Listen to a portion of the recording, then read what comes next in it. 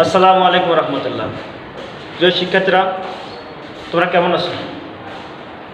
আশা করি তোমরা ভালো আছো। আজকে ইংলিশ সেকেন্ড পেপার, ষষ্ঠ শ্রেণীর জন্য ইংরেজি দ্বিতীয় পত্রের টেন্স, ইংলিশ গ্রামারের টেন্সটা হচ্ছে একটা প্রাণ। আমরা যদি টেন্স সম্পর্কে ধারণা না রাখি, তাহলে আমরা কোনো টপিক্সকেই আমরা বুঝতে পারবো না, এবং আমরা আমাদের যে এক্সারসাইজগুলো আছে সেগুলো আমরা করতে পারবো না। আমরা ফ্রি হ্যান্ড রাইটিংও লিখতে পারবো না। অর্থাৎ আমরা যদি ইংলিশ শিখতে চাই, তাহলে আমাদের অ্যাট ফার্স্ট আমাদেরকে টেন্সকে ভালো করে বুঝে নিতে হবে। তো প্রথমে টেন্স সম্পর্কে একটু আলোচনা করে নিই। টেন্স শব্দের অর্থ হচ্ছে কাল অথবা সময়। অর্থাৎ বাক্যে ক্রিয়া কখন, কোথায়, কীভাবে সংঘটিত হয়, এই যে সংগঠিত হওয়ার যে সময়, এই সময়টাকেই টেন্স দ্বারা আমরা নির্ণয় করি। এই সময়টাকেই টেন্স বলা হয়।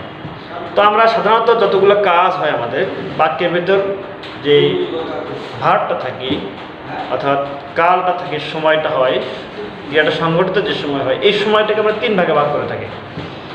একটা হচ্ছে প্রেজেন্ট অর্থাৎ বর্তমান, পাস্ট অতীত, ফিউচার, ভবিষ্যৎ। এই তিন সময়ে আমাদের জীবনটাকেও যদি আমরা ভাগ করি, তিনটা ভাগে ভাগ করি: বর্তমান, অতীত, ভবিষ্যৎ। আমরা পৃথিবীতে অনেক আগে এসেছিলাম, এটা অতীত। এখন আসি, এটা বর্তমান। আবার একসময় আমরা মৃত্যুবরণ করব এবং আমাদের আখিরাতের জীবন আমাদেরকে বরণ করতে হবে। এই যে তিনটা সময়, এই তিনটা সময় হচ্ছে টেন্স। তো এই তিনটা সময়কে আমরা আবার চার ভাগে ভাগ করতে পারি। একটা হচ্ছে ইনডেফিনিট, অর্থাৎ যদি আমরা বর্তমানের ক্ষেত্রে অর্থাৎ প্রেজেন্টের ক্ষেত্রে আমরা বলি, তাহলে প্রথম হবে ইনডেফিনিট, প্রেজেন্ট ইনডেফিনিট, তারপর হবে প্রেজেন্ট কন্টিনিউয়াস, তারপর হবে প্রেজেন্ট পারফেক্ট, তারপর প্রেজেন্ট পারফেক্ট কন্টিনিউয়াস। প্রেজেন্ট ইনডেফিনিটটা হচ্ছে সাধারণভাবে বর্তমানে কোনো কিছু যদি কোনো কিছু করা হয়, কোনো কাজ করা হয়, কোনো কিছু হওয়া বোঝায়, সেক্ষেত্রে আমরা প্রেজেন্ট ইনডেফিনিট হিসেবে ব্যবহার করি। সেখানে চেনার উপায় থাকবে এরকম যে রস্যই থাকতে পারে, যেমন আমরা কাজটি করি, কর যোগ ই, আবার এও থাকতে করে, যায়, সেক্ষেত্রে আমরা অন্তস্থ আমরা লক্ষ্য করতে পারি। এই ধরনের চিহ্নগুলো আমরা পেতে পারি। একটা বাক্যকে আমরা যদি প্রেজেন্ট ইনডেফিনিট হিসেবে বুঝতে চাই, তাহলে আমরা এই জিনিসগুলো লক্ষ্য করবো, এই চিহ্নগুলো লক্ষ্য করবো যে সেখানে এগুলো আছে কিনা। যদি থাকে, তাহলে নিঃসন্দেহে বুঝবো এটা প্রেজেন্ট ইনডেফিনিট টেন্স। অর্থাৎ সাধারণভাবে বর্তমানে কোনো কিছু করা, হওয়া, যাওয়া, খাওয়া বোঝায়, সেটা হচ্ছে প্রেজেন্ট ইনডেফিনিট টেন্স। আর কন্টিনিউয়াস হচ্ছে যে বর্তমানে চলছে, অর্থাৎ চলছে শব্দ দ্বারা বুঝবো। আমরা ক্লাসে পড়াশোনা করতেছি,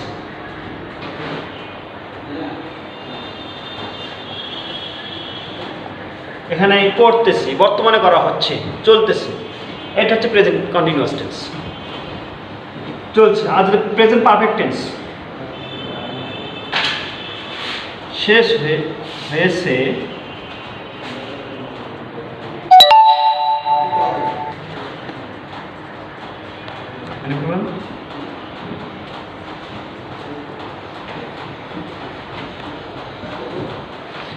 যে এখানে কোনো কাজ এইমাত্র শেষ হয়েছে, তার ফল এখন বিদ্যমান আছে। আমরা এরকম একটা সেন্টেন্স আমরা বলতে পারি যে আমি ভাত খেয়েছি, আমি ভাত খেয়েছি, ভাত ফলটা আমার এখনো পেটে আছে।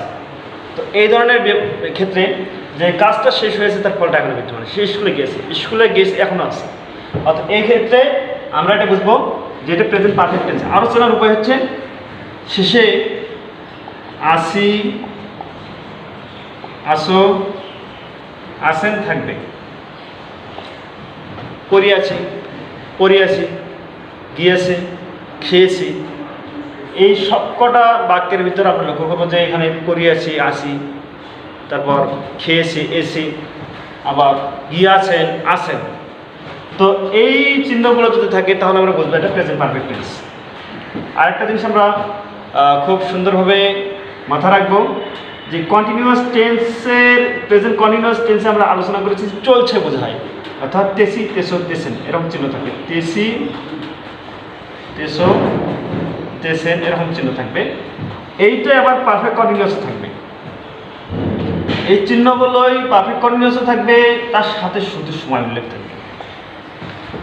আমি পড়তেছি, আমি 2 ঘন্টা যাবত পড়তেছি, আমি কাজটি করতেছি, আমি সকাল থেকে কাজটি করতেছি। এই যে করতেছি তেসি তেসো বোঝাচ্ছে, সাথে সময়টা উল্লেখ করা হচ্ছে, যদি এইরকম বোঝায় সেইটা হবে পারফেক্ট কন্টিনিউয়াস টেন্স। তাহলে আবারও বলে রেখি যে প্রেজেন্ট কন্টিনিউয়াস যেটা হবে সেটা শুধু যে সময় থাকে সেটাই প্রেজেন্ট পারফেক্ট কন্টিনিউয়াস টেন্স হবে। ফিউচার কন্টিনিউয়াসে যেটা হবে সেটার সাথে সময় উল্লেখ থাকে সেটা past future perfect continuous tense হবে। তো এইগুলো ছিল তোমাদের, প্রথমে আমরা চেনার উপায়গুলো নির্ণয় করতেছি। আর পাস্টের ক্ষেত্রে হবে ল রে লাম, আর এখানে হবে তেসিল, এখানে ছিল তেসি তার সাথে ল হবে, অর্থাৎ ললে নামগুলো ওই তেসি তেসো তেসিনের সাথে যুক্ত হবে, তাহলে সেটা পাস্ট কন্টিনিউয়াস হবে। প্রেজেন্ট সরি পাস্ট ইনডেফিনিটে ললে নাম হবে, আর পাস্ট কন্টিনিউয়াসে তেসিলো তেসিলে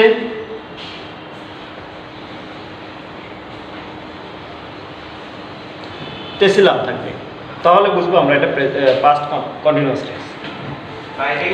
পারফেক্ট অর্থাৎ পাস্ট পারফেক্ট টেন্সে আমরা যে এখানে ছিল প্রেজেন্ট পারফেক্ট ছিল যে করি আছি আসি আসো আসে, এখানে তার সাথে ললালাম যুক্ত হবে, অর্থাৎ দাঁড়াবে এরকম যে আসিল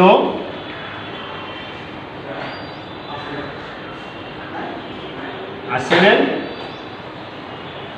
আসিলেন, আমি সেখানে গিয়েছিলাম, আসিলামও থাকতে পারে, গিয়েছিলাম, আমি সেখানে গিয়েছিল, অর্থাৎ গিয়েছি থেকে গিয়েছিল, তারপর করিয়েছি থেকে করিয়েছিলাম এরকম থেকে, তাহলে সেটা হয় পাস্ট পারফেক্ট। আমরা আগেই বলেছি কন্টিনিউয়াসের সাথে যদি সময় উল্লেখ থাকে সেইটা হবে তোমার পারফেক্ট কন্টিনিউয়াস টেন্স। আমি পড়তেছিলাম, আমি 2 ঘন্টা যাবত পড়তেছিলাম, আমি পড়তেছিলাম, আমি সকাল থেকে পড়তেছিলাম, সকালে হয়তো বৃষ্টি পড়তেছিল, এটা হচ্ছে পাস্ট কন্টিনিউয়াস। যদি সকালে হয়তো বৃষ্টি পড়তেছে এটা হচ্ছে প্রেজেন্ট পারফেক্ট কন্টিনিউয়াস টেন্স, আর সকালে হয়তো বৃষ্টি পড়তেছিল সেটা হচ্ছে পাস্ট পারফেক্ট কন্টিনিউয়াস টেন্স।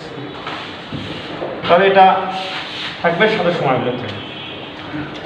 এবার ফিউচার, ফিউচারের চিহ্ন থাকবে ব দে বেন, আর এই যে পরিতে থাকিবে তে থাকিবে তে থাকিব তে থাকিবেন। ফিউচার কন্টিনিউয়াস টেন্সে তে থাকিব তে থাকিবে তে থাকিবেন থাকবে।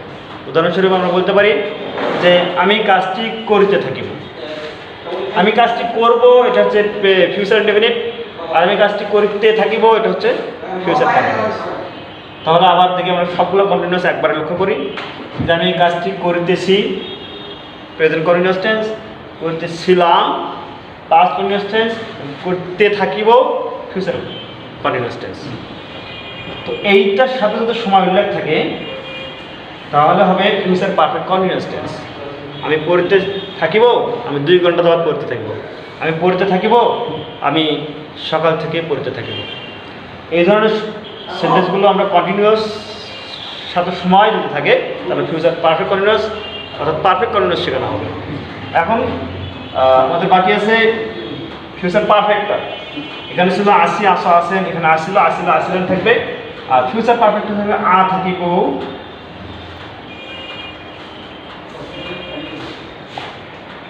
আ থাকিবে, তারপর আ থাকিবে। এগুলো ছিল আমাদের চেনার উপায়। তো আমরা যদি বাক্য না চিনি তাহলে আমরা কখনোই তার ট্রান্সলেশন করতে পারবো না।